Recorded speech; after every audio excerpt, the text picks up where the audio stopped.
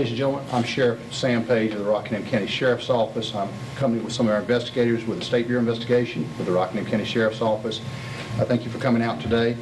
We have some additional information that we're prepared to release regarding the Troy and LaDonna French homicide case from February 4th of this year. I'm going to read from a prepared statement. This will be made available to you after the news conference. On Saturday, February 4th, 2012, during the early morning hours, the Rockingham County Sheriff's Office began an investigation into the deaths of Douglas Troy French, who was 48 years of age, and LaDonna French, who was 45 years of age.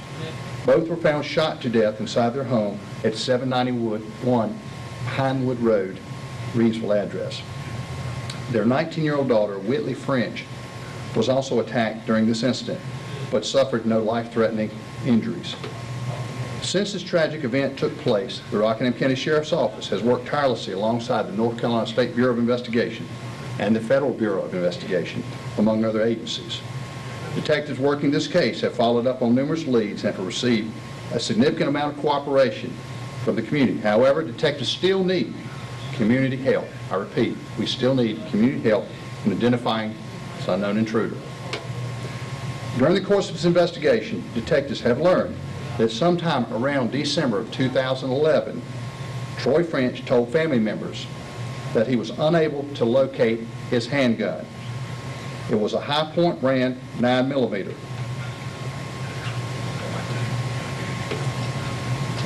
Very much like this handgun right here. You get a shot of that. And I'll make that available also, but I want you to get a shot of that. Like that one or that one? Just like this one, sir. And I'll make that available in case you didn't get this. Okay. But let me go back to Troy French told family members that he was unable to locate his handgun, a High Point brand 9mm. The exact time frame when the gun was taken from the home is unknown. Detectives have now determined through ballistic testing that the weapon used to shoot and kill Troy and LaDonna French was in fact French's missing handgun. The handgun used is identical to the one that I've shown you the picture of just right here. Based on evidence collected at the French's home and analysis by the North Carolina State Crime Lab, it has been determined that a male homicide suspect left his DNA samples at the crime scene. This DNA evidence has helped to rule out those initially questioned in the case and will quickly exclude others who are not involved. Detectives hope that people who may have potentially useful information, even if it seems somewhat unimportant to them, will come forward in this case. The Rockingham County Sheriff's Office, the North Carolina State Bureau of Investigations, and the Federal Bureau of Investigation Behavioral Analysis Unit out of Quantico believe that some identifiers of the offender may include, but are not limited to, the following, and I'm going to read these. The homicide suspect may have been unaccounted for during the early morning hours of February 4th, 2012. To refresh the memory of some, the crime occurred during the Super Bowl weekend, if you remember. The homicide suspect may have ties to the community.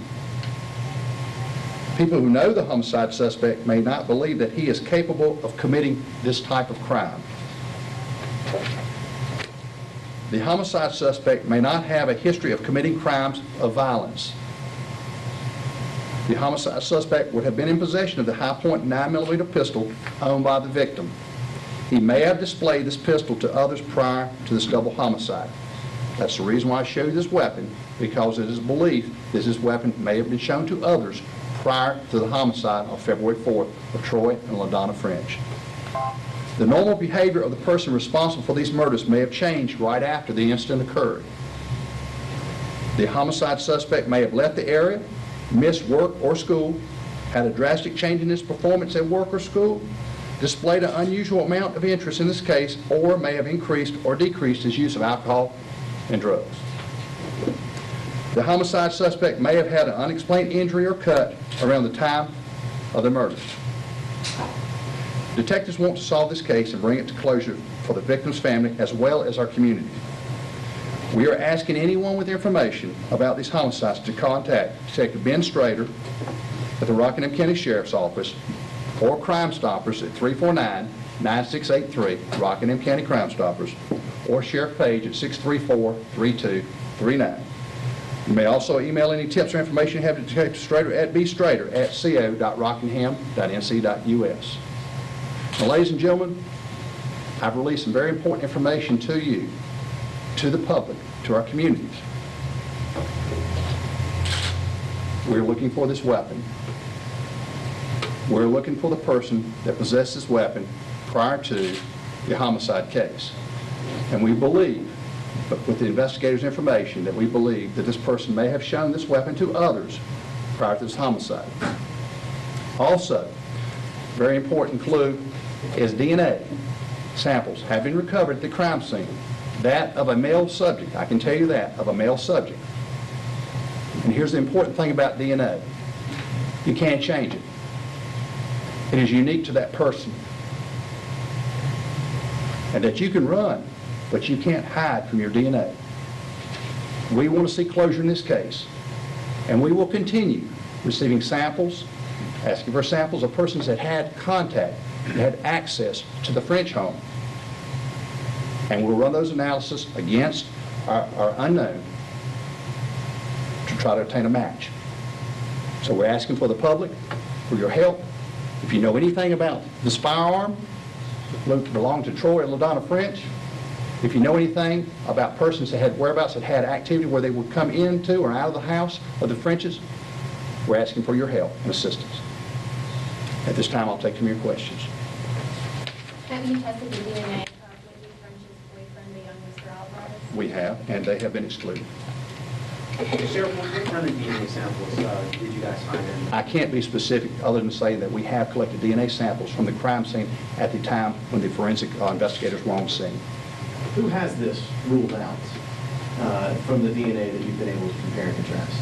The North Carolina State Lab, Crime Lab, has made the analysis. Now, ladies and gentlemen, it has taken about 8 months. It's been stressful for my investigators, for my agency, and for the community, but more so for the family and the victim's family. I didn't like the idea of having to wait 8 months for results, but our investigators have been working diligently to try to bring this person to justice responsible for this offense, for this serious and horrific crime. And I'm hoping as we continue that we will continue to get our analysis back in a more timely fashion.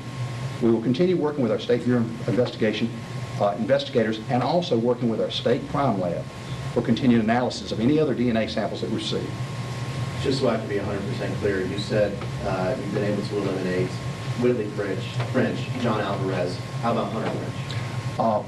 Let me just say this, answer this way. Several of the people that we interviewed early on, we've already tested their DNA and have been able to eliminate them. And I don't think I said it earlier in the statement. Does that include Hunter French? Exactly. It does include. Yes, sir. Can you say where in the house this evidence was obtained from? I cannot, other than it was obtained during the processing of the crime scene. Has it been run against everyone in the state database? My understanding that it has been run against all known samples and also against the CODIS database, I should ask, CODIS.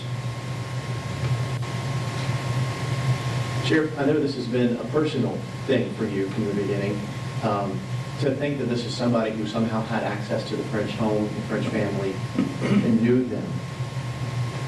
Why do you think someone would do this, and what do you think of whoever did this? Well, I'm not going to speculate and make assumptions. We feel that the attack was directed toward Whitley and her mother and father, based on our investigation at this point. We do not feel it was a random act at this point based on the information we have working with our investigators. Has anything come up with Whitley French? Was she known to have any involvement in drugs or adverse activities? I appreciate your question. I'm not going to be able to answer that question, but I'll say that we have had thorough interviews with several of the family members. We have had constant contact, regular contact with all of the family members that have been tied in with the French family. Do you have any suspects? At this time, we do have a suspect. We have a suspect that I've already stated. We have a male suspect who has left his DNA evidence behind. And like I said, I want to be real clear on this again. He can't change his DNA. And we're going to continue doing our analysis. And it's just a matter of time before that person's identified. Do you And think- we will continue diligently to obtain those samples for analysis. Yes, ma'am. Do you think he's still in the area? We do believe he's still in there. Yes, ma'am. Is this someone who knew? And we base that on a lot of the information with the detectives working with the behavioral analysis unit from Quantico. Yes, sir. And again, I just want to make sure when we're talking, there have been so many rumors in this case. When we're talking about people who've been ruled out. Have we ruled out all members of the French and Mosley family? Let me tell you this. It's ideal in fact, and that's what we deal with. And factually speaking, I've told you as much information as I can. I will tell you this, is, as I've said, and I'll repeat it again, we will continue to attempt to identify the unknown contributor, male subject, who we believe to be the suspect in this homicide case by running analysis of DNA samples that we collect from known subjects for comparison. We'll continue that, and hopefully it won't be long. Does the DNA match that of any strains in the current family, so as they would be related? I can't comment specifically, other than we've been able to eliminate, the original question you had, we've been able to eliminate those two persons and others as being contributors. Sheriff, your early description back in February was someone who might be 5'8", 5'9". Is that still consistent? Talking with the investigators, I believe the information is still consistent information. I'm not aware of any changes in the information, other than now we have our DNA analysis back. And so, again, we're going to continue moving forward with comparisons, working with our lab. And I know you're still working on comparisons, but based on what you have now and the analysis that's been completed, can you tell anything else about the suspect other than that he's male? Can you tell a race, an ethnicity, and age? At this time, I'm not at liberty to discuss any additional other than I've already released here today. Since Whitley French is the only person that witnessed this terrible act, what information has she given you as far as what happened that night and what she saw happen? We have released publicly what we can release, and there's information that we have not released, and it's still part of an ongoing investigation, so I appreciate your asking, but again, we've only released what we can release. Today, I think we've released some pretty significant information out here because, again, remember this weapon was the victim's weapon. Have you recovered the weapon? Ma'am? Have you recovered No. the weapon? No. You and your investigators have been focused, have been hopeful this whole time over these 8 months. How much more hopeful are you now that you might be closer to bringing somebody to justice? Did you hear what I said earlier? DNA, you can't change it. It's unique to you. You can run, but you can't hide from your DNA. And to the person out there who's responsible for this crime, if you're watching this broadcast, I would tell you it's just a matter of time. And we're going to know. Ladies and gentlemen, thank you.